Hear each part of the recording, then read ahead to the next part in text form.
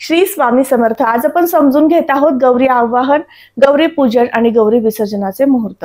गणपती बसल्यानंतर अनुराधा नक्षत्रावरती गौरींना आवाहन करून आपल्या घरामध्ये वाजत गाजत सुश्राव्य अशा वाद्यांच्या गजरामध्ये गौरींचं आगमन करत असतो आणि गौरींची सेवा करत असतो। 3 दिवस या सगळ्या गोष्टींसाठी महिला भगिनींची धावपळ सुरू असते। दिवसभर त्यांना गौरींसाठी किती जास्त करता येईल याचा प्रयत्न असतो आणि त्यांचे शुभ आशीर्वाद प्राप्त करून घेण्यासाठी त्यांची धावपळ सुरू असते। मग हा अत्यंत शुभ आणि पुण्य काळ, यावेळेस आपण गौरी आवाहन करत असतो। तो मग वेळ कुठली ते समजून घेऊयात। तर ती वेळ आहे 31 ऑगस्ट 2025 रोजी आपण गौरींना आवाहन करायचं आहे। गौरी आवाहनाचा जो शुभ मुहूर्त आहे, ज्यावेळेस तिथी वार योग नक्षत्र करण या सगळ्या गोष्टी शुभ असणार आहेत, तर तो वेळ आहे सकाळी 11:55 नंतर संध्याकाळी 5:27 या कालावधीमध्ये तुम्ही कोणत्याही वेळेमध्ये तुम्ही गौरींना घरामध्ये आवाहन करू शकता आणि त्यांची स्थापना करून घ्यायची आहे। आता गौरी स्थापन झाल्यानंतर त्यांच्या दुसऱ्या दिवशी आपण यथासांग असं पूजन करत असतो। मग गौरींचं पूजन होत असतं ते ज्येष्ठ नक्षत्रावरती।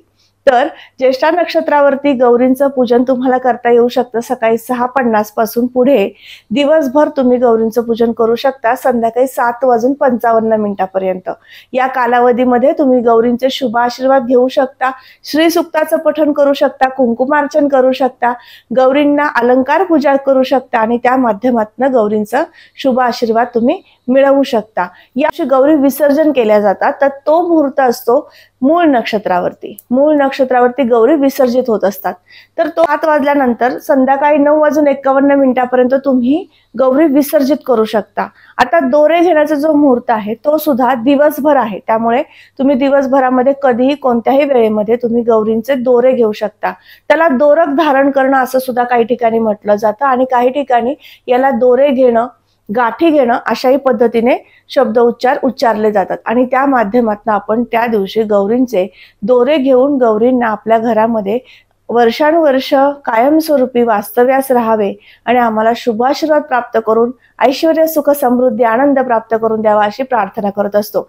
मग महिला भगिनींना सांगू इच्छिते, या 3 दिवसामध्ये 31 ऑगस्ट, 1 सप्टेंबर आणि 2 सप्टेंबर या 3 दिवसामध्ये आपण गौरींचं आगमन, आवाहन आणि त्याचबरोबर पूजन आणि दुसऱ्या दिवशी विसर्जन अशा तिन्ही विधियुक्त सांगितलेल्या मुहूर्तावरती गौरीचं आवाहन करायचं आहे, दिलेल्या मुहूर्तावरती तिचं पूजन करायचं आहे आणि सांगितलेल्या मुहूर्तावरती तिचं विसर्जन करायचं आहे। या पद्धतीने सगळ्या गोष्टी जर शुभ मुहूर्तावर जर तुम्ही केल्या तर गौरींची नक्कीच कृपा प्राप्त होत असते आणि गौरींचे शुभ आशीर्वाद आपल्या सर्वांना मिळू शकत असतात। तर आज आपण समजून घेतलं गौरी आवाहन, गौरी पूजन आणि गौरी विसर्जनाचे मुहूर्त। आजचा हा महत्त्वपूर्ण व्हिडिओ तुम्हाला कसा वाटला नक्की कमेंट करून सांगा। त्याचबरोबर आपल्या या YouTube चॅनलला भेट द्यायला विसरू नका। यावरती राशीफळ, त्याचबरोबर ग्रहांची माहिती, विविध सण उत्सवांची माहिती दिलेली असते। नक्की समजून घ्या। तुमच्या नातेवाईकांना, मित्रमंडळींना हे व्हिडिओ शेअर करा, म्हणजे त्यांना सुद्धा गौरी आवाहन कधी करता येईल या गोष्टींची माहिती मिळू शकते। पुन्हा भेटणार आहे अशाच महत्त्वपूर्ण माहितीला घेऊन। तोपर्यंत मी आपली रजा घेते। श्री स्वामी समर्थ। जय जय स्वामी समर्थ। रामकृष्ण हरी।